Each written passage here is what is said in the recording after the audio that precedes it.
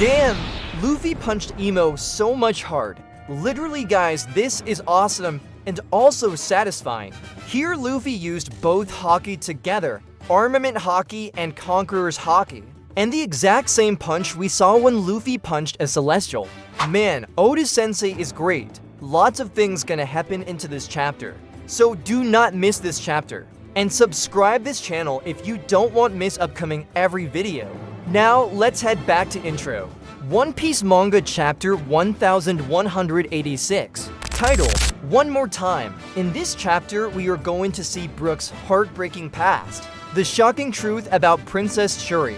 A major connection to the Holy Knights. A most terrifying plan involving the giant children. And finally, an incredible ending where Luffy arrives and throws a devastating punch at Emo. Now let's head back to cover page. In the cover page, young Prince Loki hidden away in the forest, as he secretly focuses on drawing a sketch of the giant eater. While Loki thinks he is being completely sneaky, Ida is actually fully aware of what he is doing. She looks on from the background with a fun, secretly amused expression, quietly telling the surrounding animals not to give away her position or spoil the young prince's focus. It shows a softer, more innocent side of Prince Loki as a child, contrasting with his chaotic, wild reputation in the present Elbaph arc. As we know, Loki always hid his true emotion, but only Ida and his father knew how much caring he is. Now let's move on to main story. The story then moves to the kingdom of Esperia, and the number of world government ships there was increasing. It's like this country under a Buster Call, where soldiers are desperately fighting to protect their country's independence. They know defeat means losing everything, so they continue fighting with all their strength. Inside the royal palace, Brook rushes into the throne room after hearing the chaos there. He finds King Reuben lying on the ground in critical condition. Brook desperately calls for a doctor. While trying to save the king, during this emotional moment, Brook remembers how the king always treated him kindly, almost like family. He couldn't believe that the incident he was seeing before him was real. Beside him, Celestial and God Knights were present, even Emo also present there. And Shuri completely become demon. Brook was just crying out loud. Suddenly, mysterious figures begin disappearing from the room, including Emo and another shadowy figure. Only Holy Knight Saint Gro remains, calmly smoking while Princess Shuri stands beside him. And guys, here we find out that the mysterious figure we saw in the previous chapter was a Knight of God, and his name is Saint Manmayer Gro. Brook cannot believe what he is seeing. She was just calling him Big Bro and screaming for help. Then Emo from the side was saying this sudden intrusion is quite the inconvenience. Then Shuri told Brook that King Reuben is no longer alive, and looking at Shuri, it seemed that she had completely changed, and two devil horns were also visible on her head. Then Brook points his sword at Saint Gro and asks what he has done to Princess Shuri. Brook explains that he has raised Shuri since she was a baby, and knows she would never betray her own people.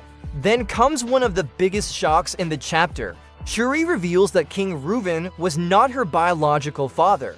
She says she was actually born as a celestial dragon and believes her real life was stolen from her. She blames the king for refusing to hand her over to the world government years ago. Because of that decision, she says the entire kingdom suffered. Brook refuses to accept her words. To him, being a parent is about love, not blood. But Shuri no longer shares that belief. Princess Shuri was saying that such a sacrifice cannot be acceptable in return for the sacrifice of so many soldiers. Guys, actually, I think King Reuben gave more priority to his daughter instead of 1,000 slaves. But here King Reuben cannot be blamed completely, because only Shuri knows well what actually happened in this room. What do you think about this reveal, guys? Did Shuri truly betray everyone, or is there something much deeper going on? Comment below. Saint Gro then reveals another important secret. He recognizes Brook from long ago and explains that Shuri possesses an extremely rare pair of heterochromic eyes called the bipolar eyes. According to him, Emo personally wanted Shuri because of this special ability. This suggests that her unique eyes may have an important connection to future events. What happened next was the most heartbreaking. Saint Gro ordered him to kill Brook. And then when Shuri slowly moved forward with her sword in hand, Brook couldn't believe that these things were really happening.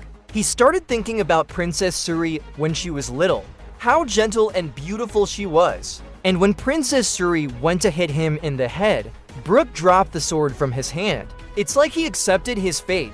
In the next scene, the sword pierced through his head, and he was singing his last and sorrowful song, and slowly falling down.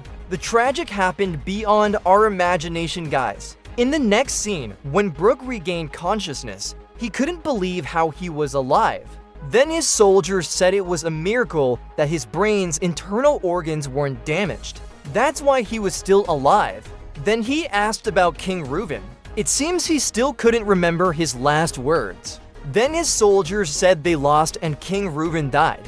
Another eyewitness saw Princess Shuri boarding the government ship to go to Mary Joyce's destination, and the citizens fled the country, and from now on they are all refugees. And then Brook remembered everything, and then he broke down in tears, man. What a tragic chapter. The flashback finally ends back in the present. Brook tells the entire story to the Straw Hat Pirates. He admits that he always believed those memories were only nightmares, because Shuri's personality changed so dramatically after the king's death. Now, after remembering everything, Brook believes she may actually have been a victim all along. He falls to his knees in tears and begs the crew to help him save Princess Shuri one more time. Without hesitation, every Straw Hat supports him. Jinbei tells Brook that he never has to ask because they are all friends, Nami, Frankie, and Yusuf immediately begin thinking of ways to free Shuri, showing just how much the crew cares about Brook. This emotional scene perfectly reminds us why the Straw Hats are such an incredible family. Comment your thoughts. Do you think Shuri can still be saved? The story then shifts to Luffy. After finishing an enormous meal at Walrus School, Luffy senses the danger facing Elbaph. Overflowing with confidence, he says he feels stronger than ever and doesn't think anyone can defeat him in his current state. Meanwhile, Loki continues fighting against Emo. During their battle, Emo reveals a shocking piece of history. According to Emo, 800 years ago, the giants accepted defeat in order to protect their children.